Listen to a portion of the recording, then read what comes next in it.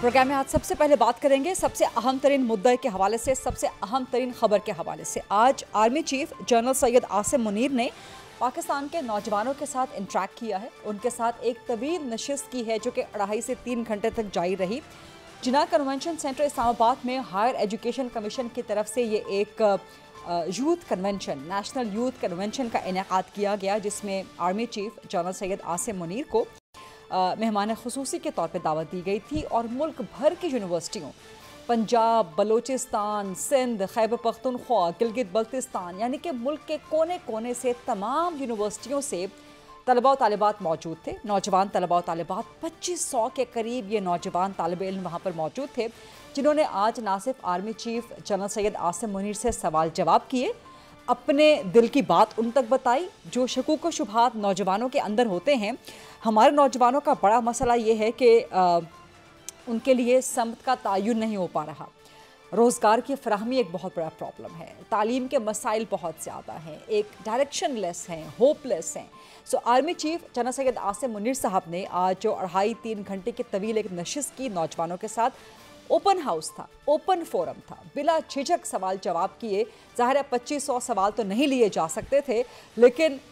तमाम जितने भी यूनिवर्सिटीज़ मौजूद थी, कोशिश की गई कि हर यूनिवर्सिटी से कोई ना कोई नुमाइंदा या हर इलाके से किसी न किसी तालिब इल्म की नुमाइंदगी हो।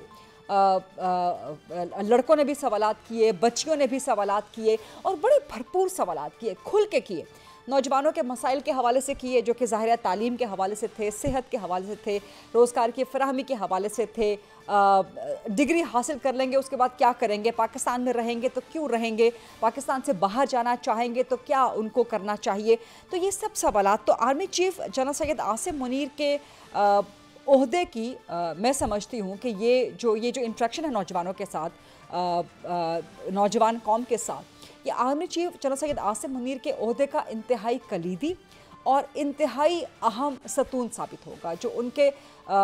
इक़दामात में से सर फहरिस्त रहेगा। ऐसे इक़दामात जो कि कौम की बेहतरी के लिए हैं, ये उनमें एक सर फहरिस्त रहेगा ये इक़दाम। और वो भी ऐसे वक्त पे आर्मी चीफ ने नौजवान तलबा तालिबात के साथ इंट्रैक्शन की है जब मुट्ठी भर अनासे चंद शरपसंद हैं जो कि आपको सोशल मीडिया पे प्रोपेगेंडा करते हुए नज़र आते हैं कि जी फ़ौज के अवाम के दरमियान दूरी पैदा हो गई, खलीज पैदा हो गई, ब्ला ब्ला ब्ला वगैरह वगैरह, इस किस्म की बहुत बेपर की उड़ाते रहते हैं। So army chief general Syed Asim Munir ने इन 2500 नौजवानों के साथ जो पूरे मुल्क से आए हुए थे,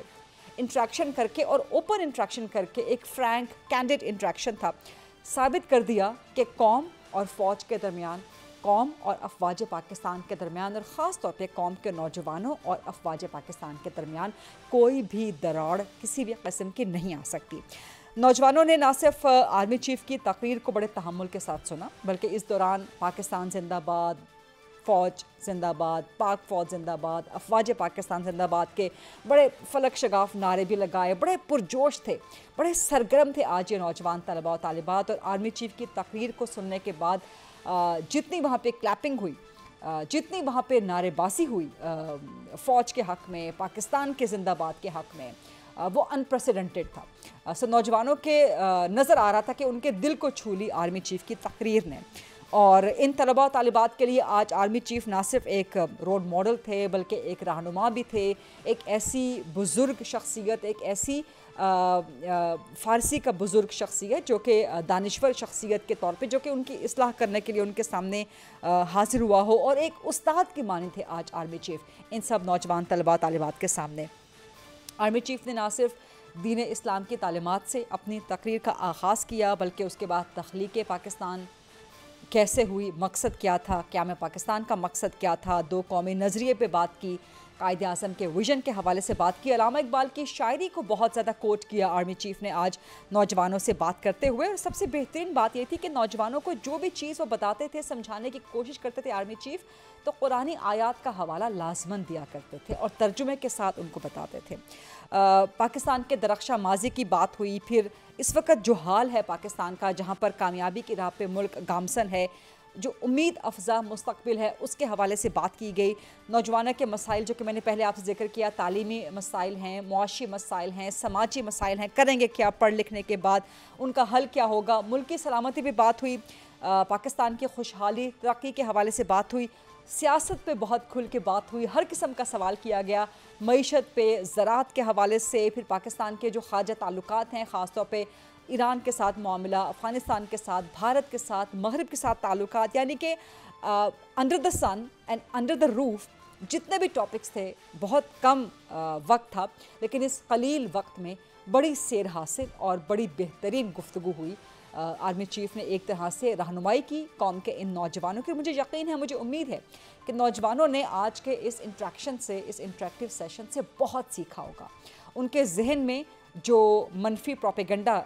कुछ अनासर ने डाल दिया है वो भी ज़ायल हुआ होगा, और उनको दुरुस्त समत की निशानदही भी होगी, और उनको समझ भी आएगी कि उनका मकसद क्या होना चाहिए और पाकिस्तान के मफाद की खातिर कहाँ खड़ा होना चाहिए कौम के नौजवानों को। लेकिन सिर्फ यही नहीं, नौजवानों ने आज दिखा दिया कि वो पाकिस्तान के साथ खड़े हैं, अफवाज पाकिस्तान के साथ खड़े हैं, पाक फ़ौज के साथ खड़े हैं, कोई खलीज नहीं, कोई दूरी नहीं। ये तो वो है जो मैं आपको आंखों देखा अहवाल, क्योंकि मैं वहाँ मौजूद थी जिन्ना कन्वेंशन सेंटर में।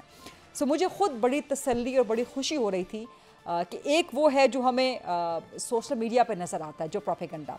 लेकिन जो अब आप नौजवानों से बात करते हैं, ग्राउंड रियलिटी पे जाके हकीकी नौजवानों से इंट्रैक्शन आप करते हैं, तो आपको लगता है कि हमारे नौजवान माशाल्लाह बड़े बाशऊर हैं, बड़े समझदार हैं और मामलात को समझते हैं और किसी के बहकावे में नहीं आने वाले। ये तो मेरे तरफ से एक अहवाल था, तफसील थी इस नशिस्त की।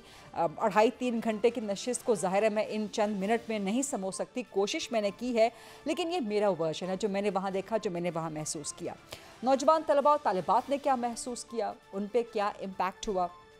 चूँकि मैंने आपको बताया कि ये सारे स्टूडेंट्स जो हैं मुख्तलिफ़ इलाक़ों से आए हुए हैं, सो कल से आए हुए हैं, बल्कि कई दिनों से आए हुए हैं। इनमें से बहुत से ऐसे हैं जो इस्लामाबाद पहली बार आए हैं और शायद इसके बाद कभी इस्लामाबाद उनको आने का मौका भी ना मिले, तो उनके लिए एक बहुत आई ओपनिंग ये इंट्रैक्शन था। उनके लिए this was the golden moment of the life. So ये सब स्टूडेंट्स वापस अब जा रहे हैं, काफ़ी दिनों से अपने घरों से दूर हैं, सर्दी का शदीद मौसम है।